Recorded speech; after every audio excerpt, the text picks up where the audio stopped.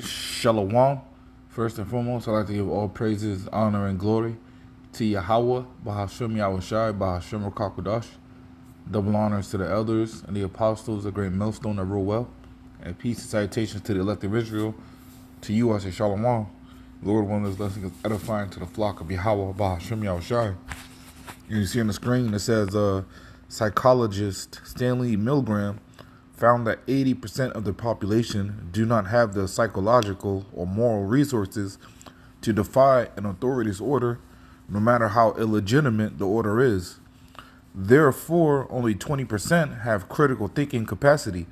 This explains quite a lot, right? So basically, 80% of the population, 80% of people don't have the moral compass to be like, you know what? I'm not doing that. I'm not following this order. I'm not doing that. Or let me think about it before, I do it.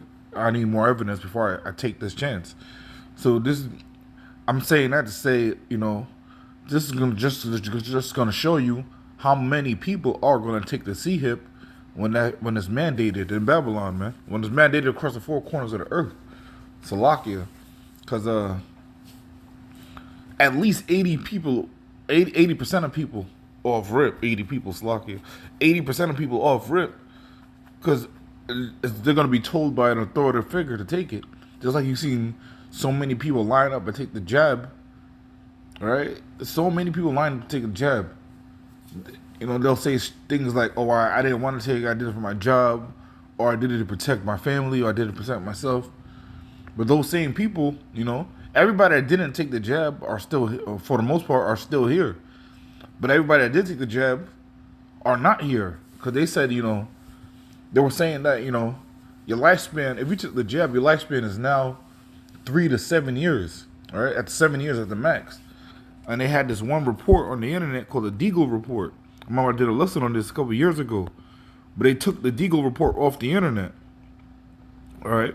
Deagle.com just removed 2025 forecast predicting a 70% drop in the U.S. population to 99 million.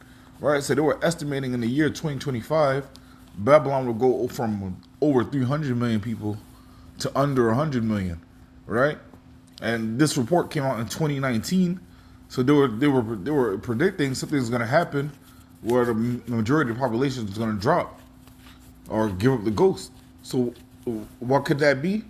Now, if you line up with some people saying your lifespan before the jab is not only 7 years, if you line that up, and you get 2025 where people are just dropping like flies, man, then you understand that this that could have been the event that's going to knock off the population of the people. All right.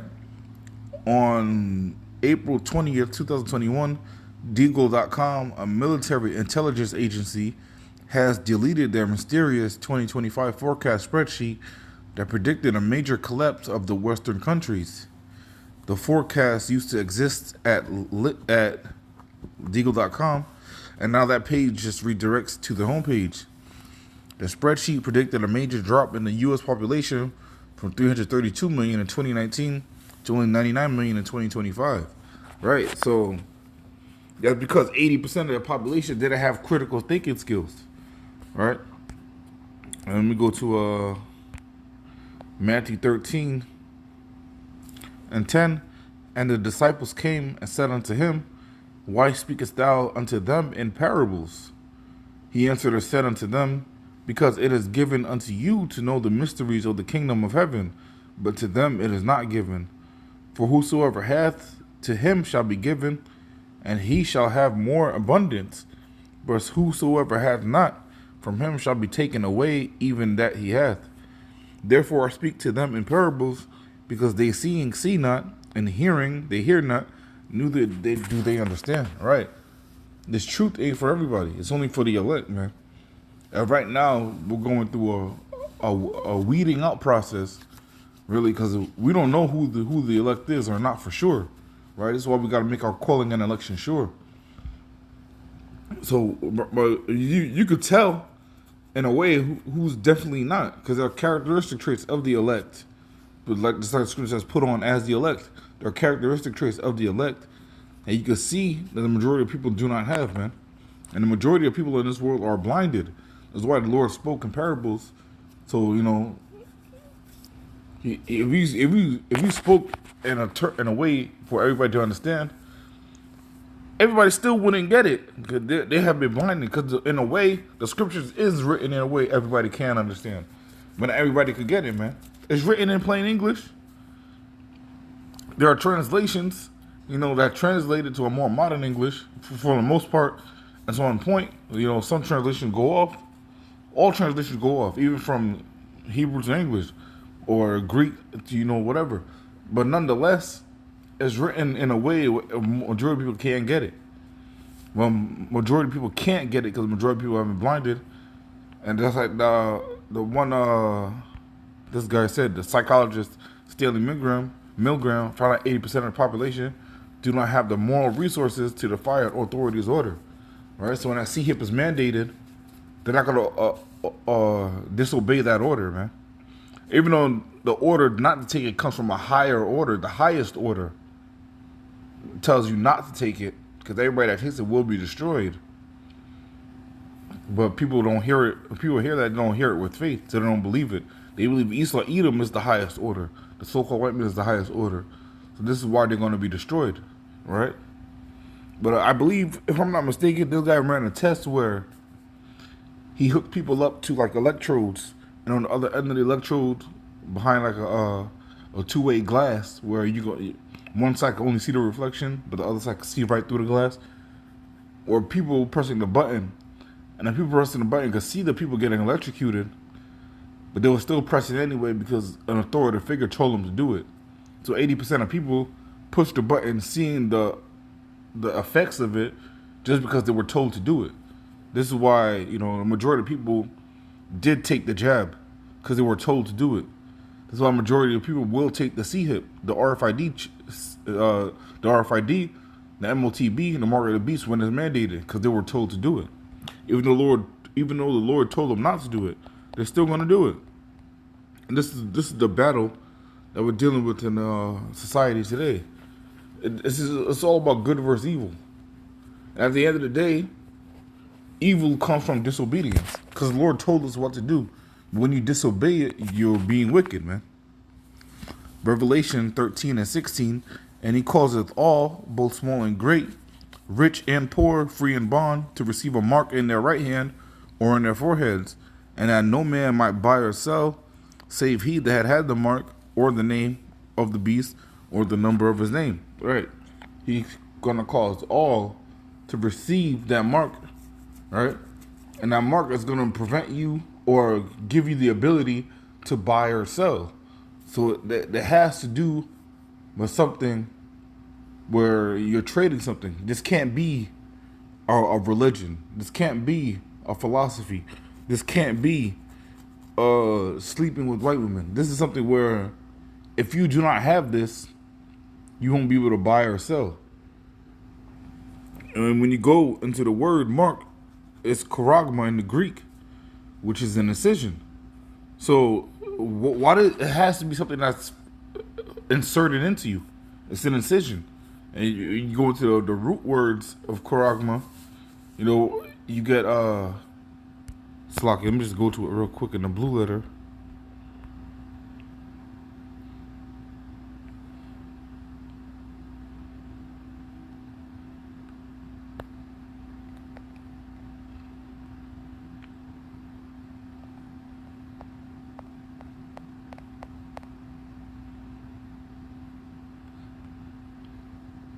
The root word being karax for the word charagma, the root word is karax, which means a pale or stake, a palisade, the actual tool that is used to do the inserting, right?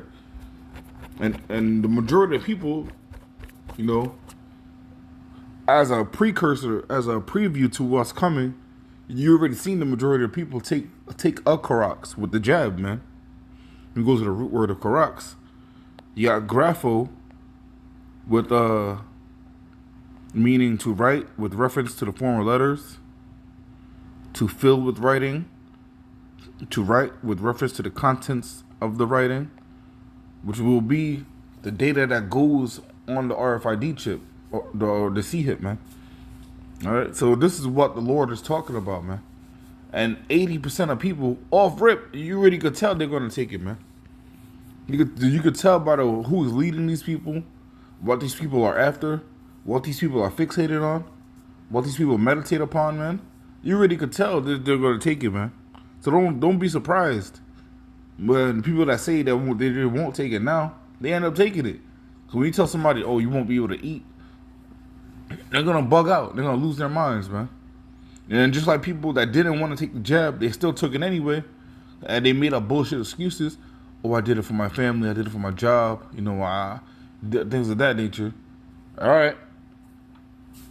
And you got people that lined up, and they lined up to take the jab, and they brought their children with them, cause they came up with the standard for the jab, saying, I think if you're 0 or 6 months to 5 years old, you could take it.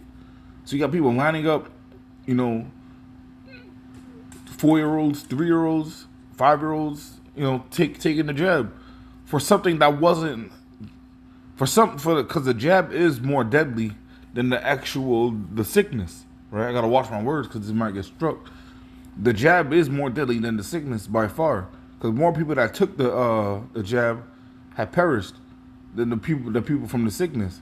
Cause I remember I was talking to my friend who went to the hospital for the sickness, and he was talking to a nurse, and the nurse told him, basically just like AIDS, nobody has ever died from the sickness, being the vid. Nobody has died from it, but the complications from it. So they're saying, oh, if you have basically you die from the sickness, or really kill people, because everybody that died from the sickness, from the 19, died in the hospital.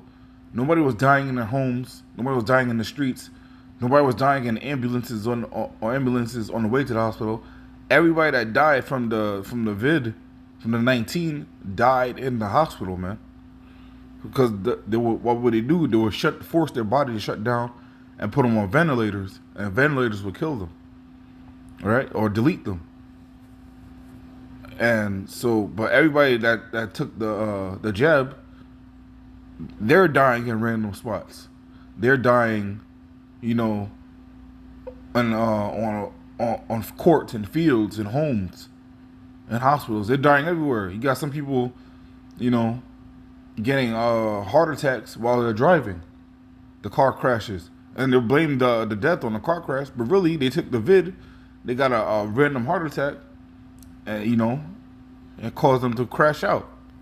But now we're coming into a time where people are gonna start dropping.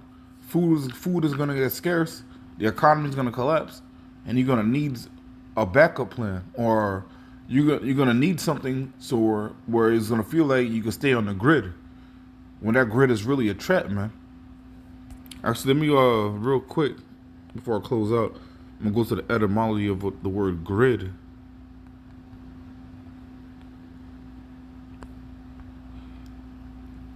Grid, from Etymon Online, 1839, shortening of gridiron or griddle. The city planning sense from 1954, hence gridlock, the meaning network of transmission lines attested by 1926. But you know, a lot of times a gridiron is usually known as a prison. All right, let me go to gridiron real quick. Gridiron, cooking utensil for broiling over a fire.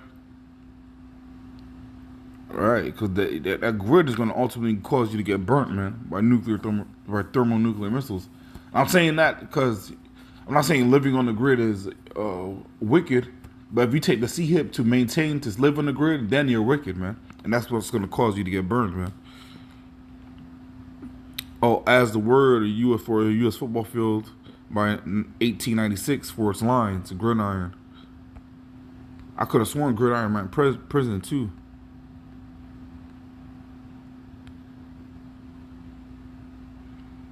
Gridiron, a football field, a utensil consisting of parallel metal bars. Any framework or network resembling a gridiron. Yeah, because the prison bars They're basically squares or rectangles by going horizontal and vertical. So it resembles a gridiron. That's why people refer to prisons as gridiron. Sometimes. But I'm going to wrap it up with that. Lord willing, this lesson was edifying. Again, I want to give all praises, honor, and glory to Yahweh, Bahashem, Yahushai, Bahashem, Rakakadash. Double honors to the elders and the apostles, the great millstone that rule well. And peace and salutations to the elect of Israel. Until next time, I want to say Shalom and Abad Babal.